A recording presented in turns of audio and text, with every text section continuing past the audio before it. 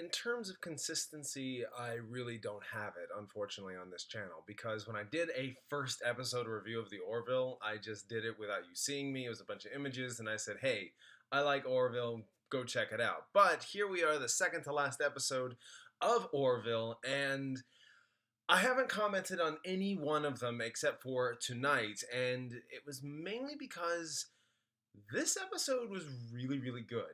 And I really wanted to talk about it. So I figured, why not share it, the whole deal, and just kind of get your thoughts on the matter.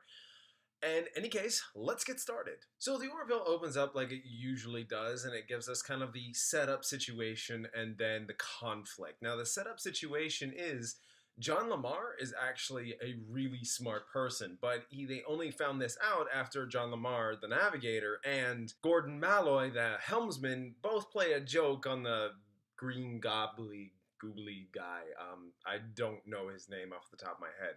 So when they play that prank, they kind of get in trouble for it, and it does set up some hilarious confrontation with that, and be that as it may, it comes down to where, the helmsman gets in trouble, and so does the navigator, and they both are going to be, reported, and of course, Grayson goes to report it, and then she finds out that Lamar has a huge IQ, and she's like, well then. And it wasn't by divine intervention that they actually had, their chief engineer has actually just left, and so they have to find someone to fill the spot. Now, next up is actually the green gobbly gooey guy, and unfortunately, Grayson already has the bright idea to say, I want it to be Lamar, and unfortunately that does lead to some conflict, but actually rather well-timed conflict. At that same time, we also have Mercer finding out that Grayson actually put in a good word to the Admiral, and the Admiral is the one that actually went under the recommendation of Grayson to give Mercer the Orville. And he kind of takes it hard. He's not taking it well. He doesn't say thank you. He thinks that he's been diminished. So, all in all, that's the setup situation. And of course, the beginning of that is the setup situation. I just kind of went on further than that. This setup situation is Lamar's got a high IQ. What to do with that? Well, let's put him as chief engineer. The biggest conflict is that they hit an anomaly. They hit something in space. It actually ends up some fascinating stuff where it just kind of crams and crushes 3D to 2D and stuff like that. I couldn't quite get all that jargon in my head because once I understand it coming from the show, I can't exactly repeat it. But it was very interesting because they end up hitting another cruiser, and this cruiser just goes straight through this anomaly, and on the other side, they ended up dead.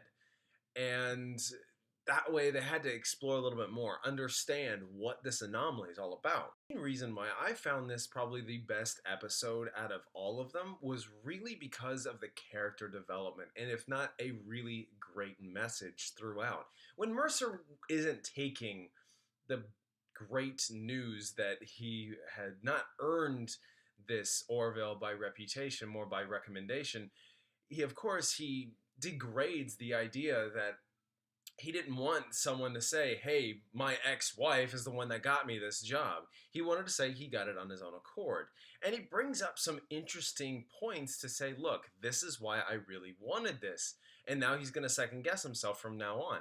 And Grayson just calmly and respectfully says to him, you will always need to have help. There's always somebody, whether you know it or not, will help you in the where you need to go and where you need to be. And that is absolutely true. And if that's one thing that I love about the Orville, when they tackle controversial topics, like the third episode when they had to change Bortus's child from female to male, they always played both sides very well and brought up topics that I feel like, okay, there's that one side, there's the other, and they come to an interesting understanding regardless of the outcome. Biggest thing here is the same thing, and if it didn't have a really great personal message that you can relate to, and I found that relatable for me because I like to try and get places where I want to be on my own, and yet you need help from people. And I thought that was just absolutely amazing. It was a great reminder. I really liked hearing that, and I couldn't believe that it was coming from a show like Orville. And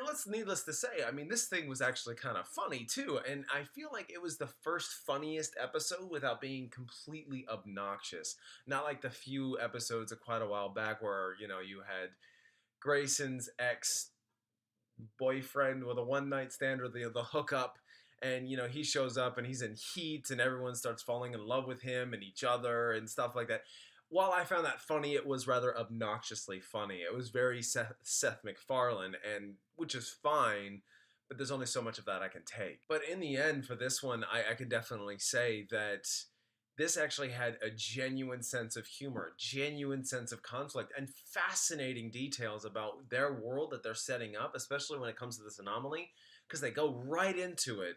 And I mean literally, they go into it trying to make sure that they don't become 2D and be compressed and unfortunately die on the other side.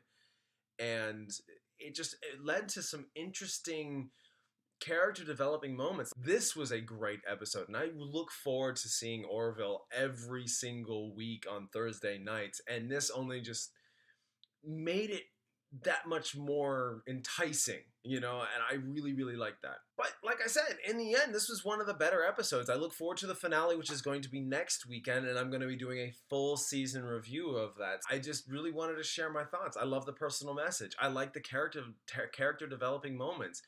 And I just really love this show. Sure, it may be too much like Star Trek. Maybe it's funny once in a while. It doesn't even try to be funny. And that's what I like. It doesn't try to be funny. It finds funny moments, and therefore it makes it a genuine aspect of the show. It's like it's serious with comedic undertones. And I rather enjoy that. Nonetheless, have you guys seen tonight's episode of The Orville, New Dimensions? What did you think of it? Let me know down below. If you like what you're seeing here and you want to see more, please subscribe, like, and share. And I'm going to get you a full season review of The Orville next week. And also plenty more universe reviews. If you don't know what that is, check that out on my channel. And, of course, until next time.